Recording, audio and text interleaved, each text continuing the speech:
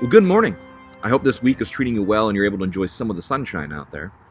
Today's devotional, I want to talk a bit about mission drift, and I want to recommend this book to you. This is a book by a man named Peter Greer, who runs Hope International, which is a ministry not too far from here. And this book talks about and I guess it asks some really hard questions. It says, look, has your church drifted from its mission? Has Christianity drifted from its mission? And it gives a number of different examples as to different places that drifted from their mission. One of the examples in the very beginning of the book, I'm not giving much away here, that's why I'm going to use it, is it talks about Harvard University. Back in 1636, Harvard University was founded. And Harvard University was founded with the mission statement to be plainly instructed and consider well that the main end of your life and studies is to know God and Jesus Christ. Which is a really great mission statement, right? I mean, it says the whole point of everything you're doing, the reason that you're here at school, the reason you're getting this education, the whole point is that you know God and Jesus Christ. And it really sets up faith formation as a main principle and a main goal of going to Harvard University. Now, in 1636, may that have been the case? Sure. And perhaps it was founded by a minister, and so perhaps that was exactly what happened for a long time. But within 80 years, by the year 1701, there were locals who had been supporting Harvard University that became very concerned that they were no longer following the mission that they had set out upon. And so they gathered a group of people together to form another university that could maybe grab hold of that same mission and instead stay with it rather than getting off track on it. And that university was called Yale University. Now, if you think about it today, Harvard founded in 1636, Yale founded in 1701. It's been, a few hundred years.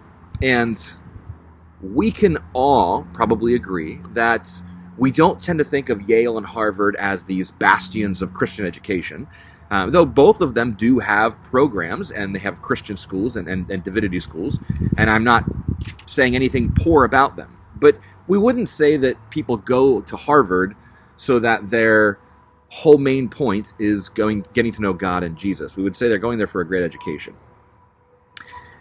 Peter Greer's point is that the mission that Harvard set out upon, it drifted from slowly. And then the mission that Yale set out upon to correct Harvard's issue, it also drifted slowly. And it's not uncommon to see all of us drift in our mission. I mean, think about this. When I was a counselor at Kenbrook, we did this thing called the Jesus Walk, which is a moving play around the property at Kenbrook. And so these little kids that would come to camp would get a chance to see the life of Jesus portrayed by various staff on site. And so somebody played the role of Jesus, somebody played the role of Peter, and everybody had a pretty good time watching these events unfold. But the first year that I was there, we seemed to have rain almost every night we were supposed to do this. And those of us who had put the time and the energy and the effort and the excitement into creating this really awesome play, we would get, beside ourselves when we saw the weather report calling for rain, or when we saw the dark clouds amassing in the sky. And we'd get pretty upset. We would talk like, oh, let's put it off. Let's cancel it this night and let's move it to another night. And one of the guys that had played the role of Jesus actually that year came to us, who were the disciples. That's what I played that first year, one of the disciples. And he said, look, guys, remember that we do this for the one who brings the rain.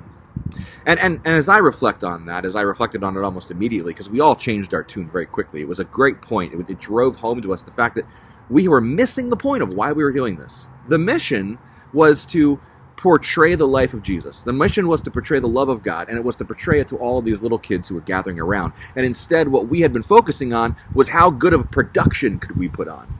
We had drifted from our mission without even realizing it. Think about the marriage where the spouses they're no longer really in love. They don't give each other gifts. They don't give each other compliments. They don't spend time talking. They don't go on dates. They don't continue to get to know each other. Instead, they just go about their duties and their roles. And, well, look, I don't think anybody usually gets into marriage so that they can find someone who will do their duties and they can do their duties. They get in because they fall in love. They get in because they love another person. They get in because they can see a future with that person. And it's often not including something as simple as you do what you do and I do what I do. We drift from our mission. It's possible to drift from our mission in so many areas of our life. And even this past Sunday, we talked a bit about how it's possible to drift from our mission when we come to church. We come to church often to consume. I want to hear some good music, and I want to hear a good message. And when I leave the church and I go out to lunch with my friends afterwards, I sort of go through a report card and figure out that I like it, was it good, or should I just write a bad Google review or whatever of the church. That's not why we're there, right? That's not why we're supposed to be there. If we're there because we're hoping for some good music and a great message, we're missing the point. We've drifted from our mission. We're there to honor and glorify God. We're not there to honor and glorify ourselves. We're not there to honor and glorify our appetite and what we want to see and hear and feel. We're there for God. And it's very easy for us to drift in our mission of even why we come to church. Now, this isn't a new thing. I want to share with you just briefly from the book of Luke, chapter 6. There's this story about Jesus where Jesus and his disciples are going through a grain field, and his disciples are like picking the little heads of the grain, and they're kind of popping the seeds out, the kernels, and they're eating them. And the Pharisees are saying, "What are you doing? Why are you doing what's unlawful on the Sabbath?" And Jesus says, "Hey, don't you remember what King David did when he and his men needed food? They came in and they took the consecrated bread that only the priests were to eat, and they broke it among themselves and they shared it." He says to the Pharisees then, "The Son of Man is the Lord of the Sabbath." Jesus is saying, I am Lord of the Sabbath. You guys, you're missing the point. You have a lot of rules, and I get why you have them, but you're missing the point. So then on another Sabbath, Jesus is going to the synagogue to teach, which is not uncommon for a rabbi to do. And while he's in there teaching, this man was there who had a shriveled hand. Was it shriveled from an injury? Was it shriveled from birth? We're not really sure, but it was shriveled. All right, he had some kind of a physical handicap, and Jesus says, "Get up and stand in front of everyone." So the man gets up and stands there, and Jesus says, "I ask you, which is lawful on the Sabbath, to do good or to do evil, to save life or to destroy it?" He looked around at all of the Pharisees that had gathered, all of the people that had gathered, and he said to the man, "Stretch out your hand." And when the man stretched his hand out, it wasn't a withered hand that was there. It was a strong, full, firm hand. Jesus reminds them again, I am the Lord of the Sabbath. I mean, mission drift is not a new concept. It's not something that we've only recently come up with in the modern era. It's something that has been happening for millennia. And I think it's this story in Luke chapter 6 is a great example of how the Pharisees, the religious leaders, the ones who are supposed to be guiding Israel in what it means to follow God and how to worship God, they are actually missing the point with the Sabbath. They've gotten to the point where they're unwilling to do good deeds on the Sabbath because the Sabbath says do no work. The Sabbath is to be protected. That's why that commandment is there. But it's not to be so that you aren't caring for the people that God places in your path and God puts around you. Mission drift, right?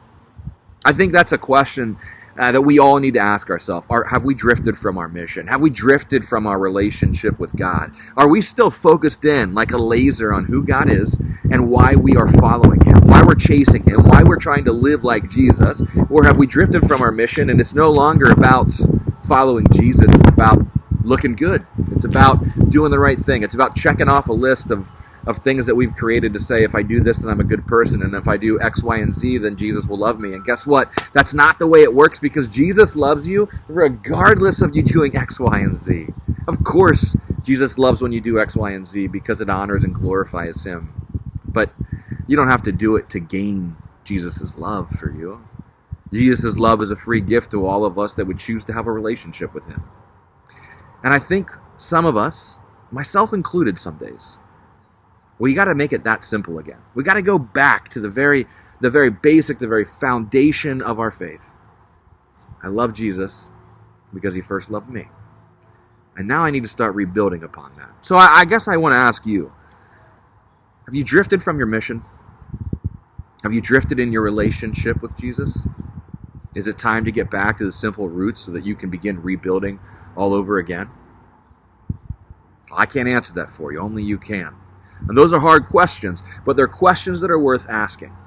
And if you're looking for a new book, I recommend Mission Drift. It's not a new book, but it might be new to you. And I guarantee that if you read that book, it's going to challenge you. And I doubt that your faith is going to be the same after you read it.